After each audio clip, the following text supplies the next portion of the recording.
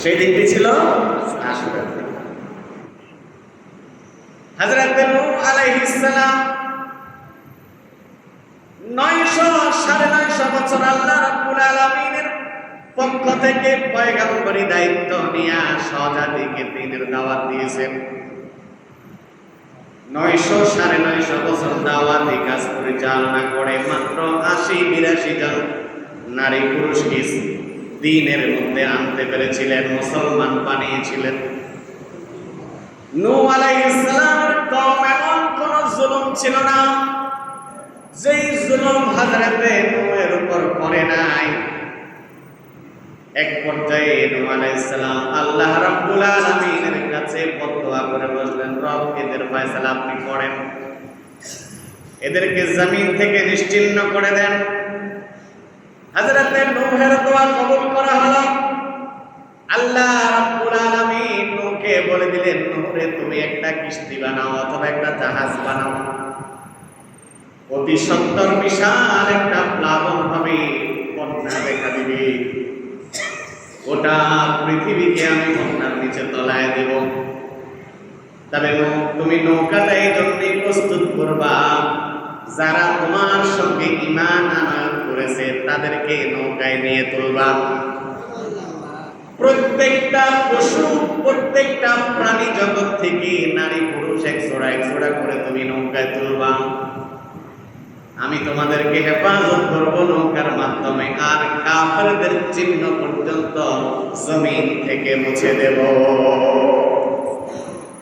আল্লাহ রাব্বুল আলামিন অবশেষে মহাপ্লাবন দিয়ে দিলেন। উঁচু উঁচু পাহাড় পর্বতগুলা পর্যন্ত পানির নিচে তলায় গেছে। নূহ আলাইহিস সালাম তার অনুসারীদেরকে নিয়ে আল্লাহর হুকুম অনুযায়ী নৌকায় আরোহণ করেছে। 9টা মাস পর্যন্ত এই নৌকা পৃথিবীর বিভিন্ন জায়গায় পানির উপরে ভ্রমণ ছিল। অতঃপর যেই দিন বন্যা নেমে গেছে, হযরতে নূহ আলাইহিস সালামের নৌকা গিয়ে জুদি পাহাড়ের সঙ্গে ভিড়েছে। নৌকা থেকে যেদিন নূহ আলাইহিস সালাম মাটিতে অবতরণ করেছেন, ঐতিহাসিকরা লিখেছেন সেই দিনটা ছিল 10ই মুহররম, আশুরার দিন। সুবহানাল্লাহ। শুধু তাই নয় বন্ধুগণ আমার, ইতিহাসবিদরা লিখেছেন ইব্রাহিম আলাইহিস সালাম জন্মগ্রহণ করেছিলেন আশুরার দিন। ইব্রাহিম আলাইহিস সালামকে যেই দিন নমরুদ অগ্নিকুণ্ডে নিক্ষেপ করেছিলেন, আর ইব্রাহিমের জন্য আল্লাহ রাব্বুল আলামিন অগ্নিকুণ্ডকে ফুলবাগানে পরিণত করে দিয়েছিলেন। ইতিহাসবিদরা লিখেছেন সেই দিনটাও ছিল আশুরার দিন। সুবহানাল্লাহ। শুধু কি তাই নাকি বন্ধুগণ আমার, হযরত ইউসুফ আলাইহিস সালামকে তার ভাইয়েরা ষড়যন্ত্র করে কূপে নিক্ষেপ করেছে, আপনারা জানেন। কূপে নিক্ষেপ করেছে, কূপের মধ্যে ইউসুফকে যখন ছেড়ে দিয়েছে, ফেরেশতা জিবরাইল আমিনকে আল্লাহ রাব্বুল আলামিন আদেশ দিয়েছেন, জিবরাইল রে, আমার ইউসুফ যাতে নিচে পড়ে ব্যথা না পায়, তোমার দায়িত্ব তাকে হেফাজত করা। সুবহানাল্লাহ। ইউসুফ আলাইহিস সালাম তার বিশাল ডানা, এমনি ভাইরা তাকে উপর থেকে কূপের মধ্যে নিক্ষেপ করেছে, নিচে পড়ার আগেই হযরতে জিবরাইল আমিন তার বিশাল ডানা দিয়ে ইউসুফকে সংরক্ষণ করেছে, নিচে পড়তে দেয় নাই। কয়েকদিন ইউসুফ কূপের ভিতরে ছিল। ফেরেশতাদের মাধ্যমে ইউসুফকে আল্লাহ রাব্বুল আলামিন কূপের মধ্যে খাবার দাবার পৌঁছে দিয়েছেন। যেই দিনটিতে ইউসুফ কূপ থেকে মুক্তি লাভ করেছিলেন, ঐতিহাসিকরা বলেন সেই দিনটা ছিল ইয়াউমে আশুরা তথা আশুরার দিন। সুবহানাল্লাহ। শুধু কি তাই নাকি, আপনারা জানেন হযরতে ঈসা আলাইহিস সালাম একজন মাত্র পয়গম্বর, যে পয়গম্বর দুনিয়াতে আসছেন বাবা ছাড়া, ঠিক কিনা বলেন? হযরতে মরিয়মের গর্ভে রব্বুল আলামিন কুদরতিভাবে ঈসাকে দুনিয়াতে পাঠিয়েছেন। ঈসা যেই দিন জন্মগ্রহণ করেছিলেন সেই দিনটা ছিল আশুরার দিন, ঐতিহাসিকরা বলেছেন। আবার হযরতে ঈসাকে যখন শত্রু বাহিনী মারার জন্য, হত্যা করার জন্য দাঁড়িয়েছিল, দৌড়েছিল। হযরতে ঈসা অন্ধকার একটা ঘরের মধ্যে যে আশ্রয় গ্রহণ করেছে, আপনারা তাফসীর পড়বেন। আল্লাহ রাব্বুল আলামিন ওই ঘরের ভেতরে থেকে ঈসা আলাইহিস সালামকে সশরীরে জীবিত অবস্থায় আসমানে তুলে নিয়েছেন। আজও ঈসা আলাইহিস সালাম আসমানে আছে। কিয়ামতের আগে ঈসা আলাইহিস সালাম আবার দুনিয়াতে আগমন করবেন, স্বাভাবিকভাবে জীবন যাপন করবেন, স্বাভাবিকভাবে মৃত্যুবরণ করবেন, তারপরে কবরে যাবেন। ঈসা আলাইহিস সালামকে যেই দিনটিতে রব্বুল আলামিন সশরীরে জীবিত অবস্থায় আসমানে তুলে নিয়েছিলেন, সেই দিনটা ছিল আশুরার দিন, 10 মুহররম। আরো আছে, আরো অনেকগুলো ঘটনা আছে। ইউনূস আলাইহিস সালাম মাছের পেট থেকে মুক্তি লাভ করেছেন 10 মুহররম। ঐতিহাসিকরা লিখেন, আবার এই সুন্দর পৃথিবী আল্লাহর আদেশে ইসরাফিলের সিংহার ফুৎকারে যেদিন তছনছ হয়ে যাবে, অর্থাৎ ইয়াউমে কিয়ামত, কিয়ামত যেদিন সংঘটিত হবে, সেই দিনটাও হবে আশুরার দিন, 10 মুহররম। এই সমস্ত কারণে মূলত এই দিনটা এমনি তাৎপর্যমণ্ডিত, দামি। যে ধারণা আমাদের সমাজে পোষণ করা হয় যে আশুরা মানে কারবালা, আশুরা মানে হযরত হুসাইন রাদিয়াল্লাহু তাআলা আনহুর শাহাদাত, বরং বিষয়টা এমন না, বরং দিনটা আগের থেকে দামি ছিল। আল্লাহ তাআলা এই দামি দিনে হযরত হুসাইনকে শাহাদাত বরণ করার সুযোগ দিয়ে হুসাইনকে দামি বানাইছেন। সুবহানাল্লাহ। এই দামি দিনে হযরত হুসাইনের শাহাদাত বরণের ঘটনা ঘটাইয়া হযরত হুসাইন রাদিয়াল্লাহু তাআলা আনহুকে সম্মানিত করেছেন, দামি করেছেন আল্লাহ রাব্বুল আলামিন। আমার বন্ধুগণ, কি হয়েছিল সেই দিন 10 মুহররম? সংক্ষেপ বিস্তারিত যদি করতে চান, আল বিদায়া ওয়ান নিহায়া, শ্রেষ্ঠ ঐতিহাসিক গ্রন্থ ইতিহাস, আল্লামা ইমাম ইবনে কাসির রাহমাতুল্লাহ আলাইহি লিখেছেন। আমার কাছে আছে প্রায় 14 খণ্ডের, বিশাল, এক একটা খণ্ডে 10টা। আল বিদায়া ওয়ান নিহায়া পড়লে সঠিক ইতিহাসটা জানতে পারবেন। অথবা কওমি মাদ্রাসায় একটা কিতাব পড়ানো হয়, খেলাফতে বনু উমাইয়া, উমাইয়া বংশের খেলাফত, সেখানেও বিস্তারিত লেখা আছে। আমাদের সমাজে কারবালার সংক্রান্ত ঘটনাবলী উল্লেখ করতে গিয়ে বেশিরভাগ ক্ষেত্রে মিথ্যা প্রচার করা হয়, বাড়াবাড়ি প্রচার করা হয়। আমাদের দেশের 2টা গ্রুপ কারবালার ঘটনাকে মানে জাতির সামনে ভুলভাল উপস্থাপন করে। একটা হচ্ছে শিয়া সম্প্রদায়ের লোকেরা, আরেকটা হচ্ছে তথাকথিত মাজারপন্থী সুন্নিরা। এরা দেখবেন এদের অবস্থা হচ্ছে 10 মুহররম বা আশুরার দিন যখন আসবে, তখন বিভিন্ন মাহফিলের আয়োজন করে, সভা সিম্পোজিয়ামের আয়োজন করে, বিভিন্ন টকশের আয়োজন করে। সেখানে বসে বসে সারাদিন ইয়াজিদের বদনাম করতে যাইয়া, নাউজুবিল্লাহ, ইয়াজিদের বাবা জলিলুল কদর সাহাবী কাতেবে ওহী হযরত আমির মুআবিয়া রাদিয়াল্লাহু তাআলা আনহুকে জঘন্যভাবে গালি দিয়েছে। এই শিয়া মতাদর্শী আর তথাকথিত মাজারপন্থী ভণ্ডগুলো।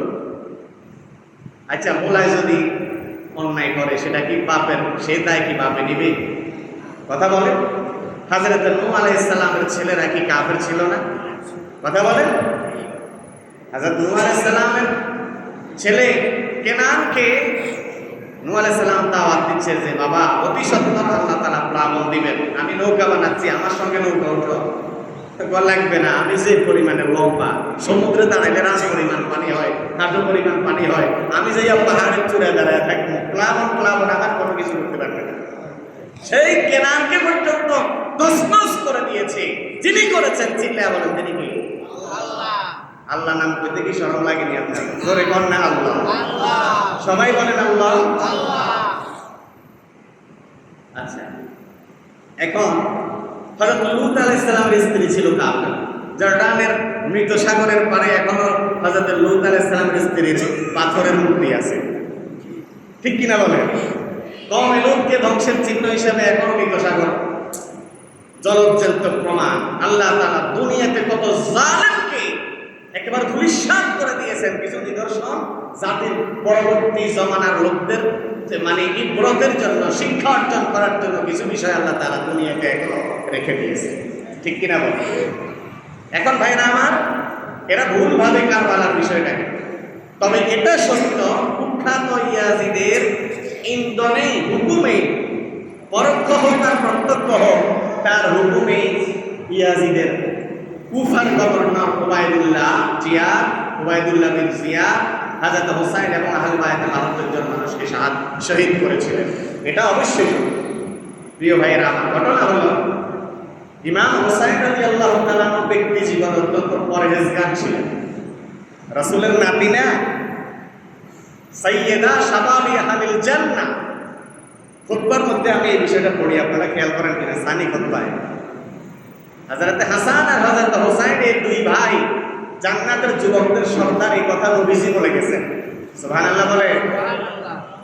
হযরত হুসাইন ব্যক্তি জীবনে অত্যন্ত পরহেজগার ছিলেন, আল্লাহওয়ালা ছিলেন।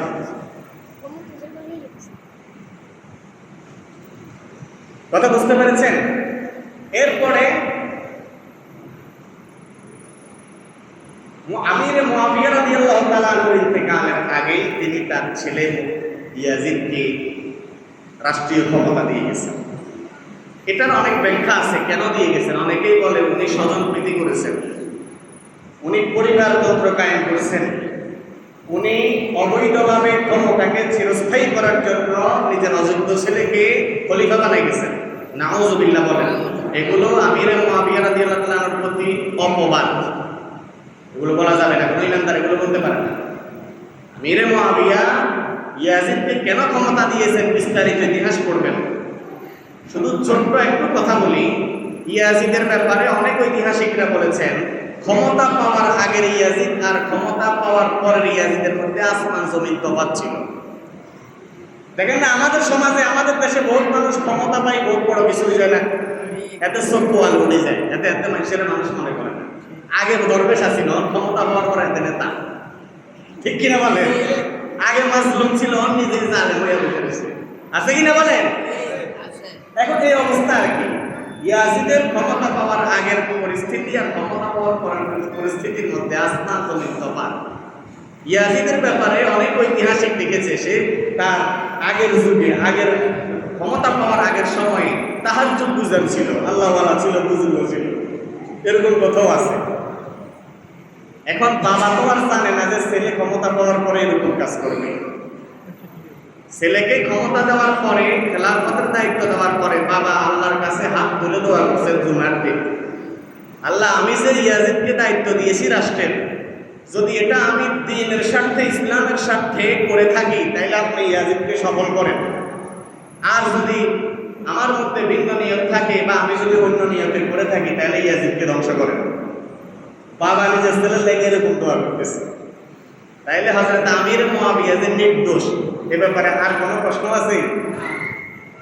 এখন ইয়াজিদ ক্ষমতায় বসেছে, হযরত হুসাইন এটা মানতে পারেন নাই। ইয়াজিদের মধ্যে কিছু বিশৃঙ্খল স্বভাব ছিল, যার কারণে হুসাইন তো ছিলেন আল্লাহওয়ালা মানুষ, বুজুর্গ মানুষ ছিলেন, অত্যন্ত তাকওয়াবান ছিলেন, মানতে পারেন নাই। তিনি মদিনায় থাকতেন। এখন কুফা থেকে প্রচুর মানুষ হযরত হুসাইন রাদিয়াল্লাহু তাআলার কাছে প্রতিনিয়ত চিঠি পাঠায়, হযরত আমরা ইয়াজিদকে খলিফা হিসেবে মেনে নিতে পারি নাই, অতি সত্বর আপনি কুফায় আগমন করুন, আসলে আমরা সবাই আপনার হাতে বায়াত গ্রহণ করব, আপনিই হবেন ইসলামী রাষ্ট্রের খলিফা। বারবার অনেকগুলো চিঠি গেছে।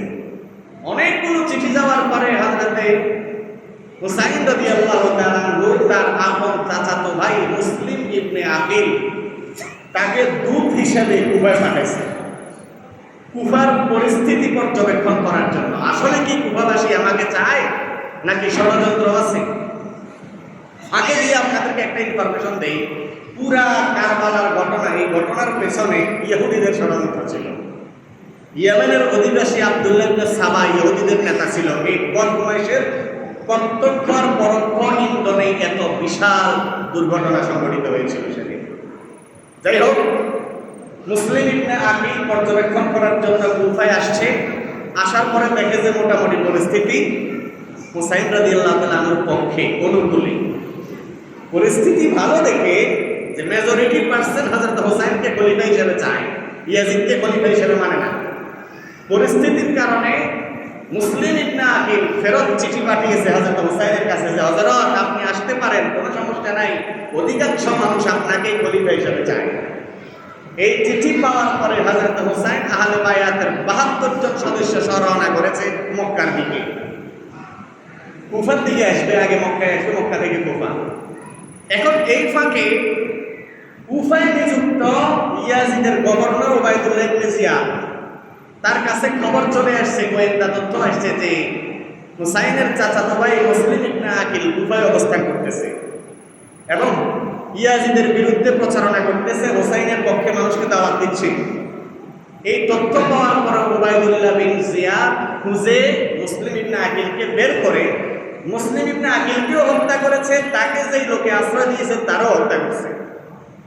এই ঘটনা সংঘটিত হওয়ার পরে কুফার যে সমস্ত লোক হযরত হুসাইনকে সমর্থন করেন, এরা যাইয়া উবাইদুল্লাহ বিন জিয়াদের বাসভবন ঘেরাও করছে, আন্দোলন।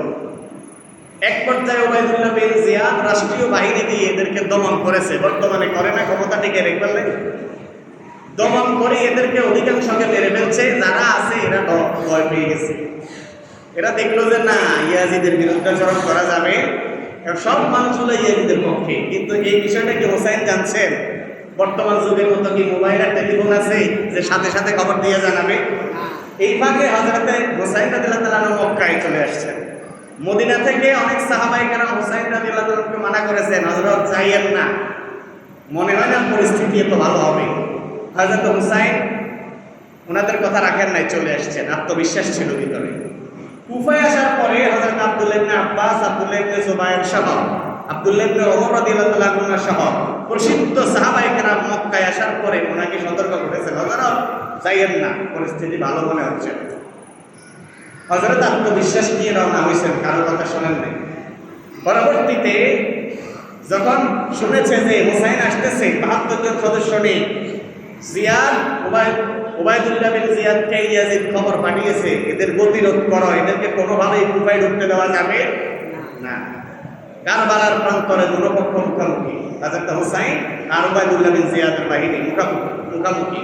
ফোরাত নদীর তীরে কারবালার প্রান্তরে তাঁবু ফেলেছেন হযরত হুসাইন। তারা যাইয়া সেখানে উঠছে হযরত হুসাইনকে আক্রমণ করার জন্য। হযরত হুসাইন আক্রমণ করতে চান নাই, যুদ্ধে লড়াই করতে চান নাই। প্রস্তাব দিয়েছেন কয়টা? 3টা। বলেন কয়টা প্রস্তাব দিয়েছে? হযরত হুসাইন উবাইদুল্লাহ বিন জিয়াদকে 3 প্রস্তাব দিয়েছেন। প্রথম প্রস্তাব হলো আমি তোমাদের সঙ্গে যুদ্ধ করতে আসি নাই, তোমরা আমাকে যুদ্ধ করতে প্ররোচিত করবা না। দ্বিতীয় প্রস্তাব ছিল তোমরা আমাকে এখান থেকে যেতে দাও কোন ইসলামী রাষ্ট্রের সীমান্ত এলাকায়, সেখানে গিয়ে আমি বেঈমানদের সঙ্গে যুদ্ধ করব, আমাকে তোমরা যেতে দাও। 3 নাম্বার প্রস্তাব দিয়েছে যদি তাও না হয় তাইলে ইয়াজিদের সঙ্গে সরাসরি আমার বৈঠকের ব্যবস্থা করে দাও, আমি ইয়াজিদের সঙ্গে পরামর্শ করব, বৈঠক করব, আলোচনা করব। 3 শর্তের কোনো শর্তই রাখে নাই, কোনো প্রস্তাব রাখে নাই। উবাইদুল্লাহ বিন জিয়াদ কুখ্যাত হযরত হুসাইনের প্রতি এমন দুর্ব্যবহার শুরু করেছে, এমন একটা পরিস্থিতি তৈরি করেছে, হযরত হুসাইন অনিচ্ছা সত্ত্বেও যুদ্ধে লিপ্ত হতে বাধ্য হয়েছে। তাদের জুলুমের কাছে মাথা নত না করে হুসাইন তরবারি ধরলেন, বীর দর্পণের সাথে যুদ্ধ করেছেন, করে ৭২ জন সদস্য সহ শাহাদাত বরণ করেছেন। ইন্না লিল্লাহি ওয়া ইন্না ইলাইহি রাজিউন। প্রিয় ভাইরা আমার, এই ছিল কারবালার ঘটনা। পরবর্তীতে নাউজুবিল্লাহ হযরত হুসাইনের মস্তককে আলাদা করে আপনার ইয়াজিদের রাজদরবারে এই উবাইদুল্লাহ বিন জিয়াদ হুসাইনের মাথা মোবারককে নিয়ে গেছে। যাই হোক, পরবর্তীতে ইয়াজিদ অবশ্যই এই ঘটনায় দোষী। কেন দোষী? কারণ এই ঘটনা সংঘটিত হওয়ার পরে যারা এটার সাথে সম্পৃক্ত ছিল, ইয়াজিদ তাদের ব্যাপারে ভালো কোনো বিচার ব্যবস্থা গ্রহণ করে নাই, পদক্ষেপ নেয় নাই। বেশির চেয়ে বেশি এদেরকে কাউকে দায়িত্ব থেকে অব্যাহত দিছে, কাউরের পদবি কমাই দিছে, নিচে নিয়ে দিছে। কিন্তু এত বড় একটা হত্যাযজ্ঞ সংঘটিত করার পরেও উচিত ছিল এদেরকে হত্যা করা নাকি এদেরকে মৃত্যুদণ্ড দেওয়া, সেটা না করে সামান্য কিছু শাস্তি তাদেরকে দিয়েছে। এই কারণে ঐতিহাসিকরা বলেন ইয়াজিদ এই ঘটনার সাথে দোষী। এখন কথা হলো, ইয়াজিদের সমালোচনা করা যাবে অবশ্যই, কারণ সে অপরাধী। জালেমের সমালোচনা অবশ্যই করব, জালেমের বিচার আল্লাহ তাআলা যেন করেন, আমরা সেই দোয়াও করি। কিন্তু ইয়াজিদের সমালোচনা করতে গিয়ে আমির মুআবিয়া নিয়ে যে সমস্ত কথা বলা হয়, এগুলো কোনো ইমানদার মেনে নিতে পারে না। ওয়ালা তা'তাদু ইন্নাল্লাহা ইউহিব্বুল মুতাদিন, আল্লাহ পাক কোরআনে বলেছেন সীমা লঙ্ঘন করো না, সীমা লঙ্ঘনকারীদেরকে আল্লাহ পছন্দ করেন না।